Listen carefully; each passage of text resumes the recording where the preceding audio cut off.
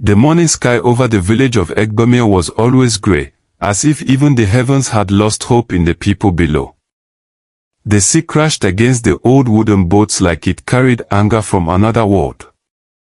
Among the fishermen who dragged their nets to shore each day, there was one man everyone avoided. His name was Kalonji. No one remembered when his parents died. No one remembered when he stopped smiling. His hut stood at the far edge of the village, near the mangrove swamp where children were warned never to go. His clothes were torn, his body thin, and his face scarred by an old illness that left one eye slightly clouded. The children mocked him. The women whispered when he passed. The men laughed openly. Poor and ugly, they would say. A bad omen. Even the sea rejects him.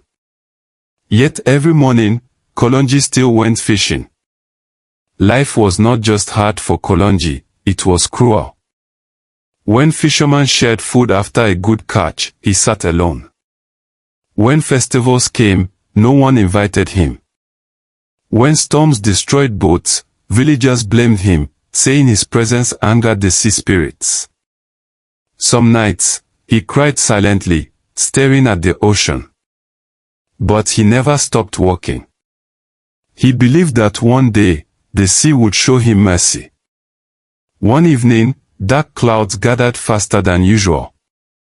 The wind screamed through the palm trees like spirits were chasing something unseen. The villagers rushed home. But Kalonji stayed. He had caught nothing for 3 days.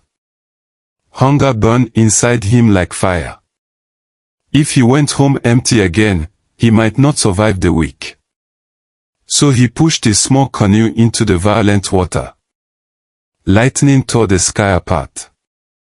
The sea rose like a living monster. Then, his net caught something heavy. Not like fish. Not like driftwood. Something moving. His hands trembled as he pulled. And then he saw her. At first, Kalonji thought death had come. A pale face rose from the water. Long dark hair floated like seaweed.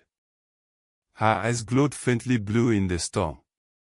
Her lower body, scales, shimmering like moonlight on deep water. A voice entered his mind, not his ears.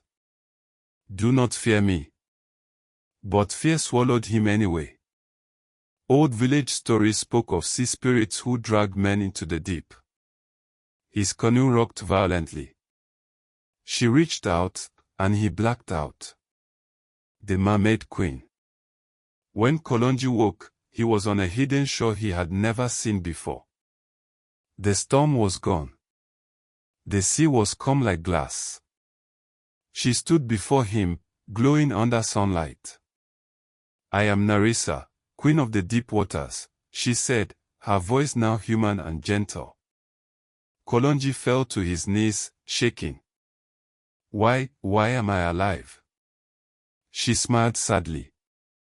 Because you are the only human who has ever fished these waters with respect, not greed. She told him she had watched him for years. His loneliness. His suffering. His kindness, even when hated. And then she said something he never expected. I love you, Kalonji. The marriage of two worlds. The sea itself became their witness. For 7 days, Kalonji stayed in her hidden kingdom beneath the waves, a place of glowing coral palaces and silent singing waters. On the 7th day, she gave him gifts. Nets that would never return empty. Pearls worth kingdoms. Protection from storms. And a promise. You will never be poor again. They married in a sacred underwater ceremony known only to sea royalty. Then she sent him back to his village. The rise of the forgotten man. When Kalonji returned, villagers laughed again. Until he opened his boat. Fish overflowed like silver rivers. Pearls spilled like rain. Gold shells shone brighter than the sun. Within months, he built houses. He fed the hungry. He repaired boats for free. The same people who mocked him now lined up outside his home. Travelers came from distant lands. Kings sent messengers. The poorest man in the village became the savior of all. But Kalonji never became proud. Every full moon, he returned to the hidden shore. And every full moon, the sea glowed, because the Mermaid Queen still waited for him. Together, they ruled two worlds. One above water. One below. Moral lesson. Never judge a person by their appearance or current condition. The one you laugh at today may be the one who saves you tomorrow. Kindness and patience are seeds, and when they finally grow, they grow beyond imagination. If you enjoy this story, like, subscribe and share for more interesting videos.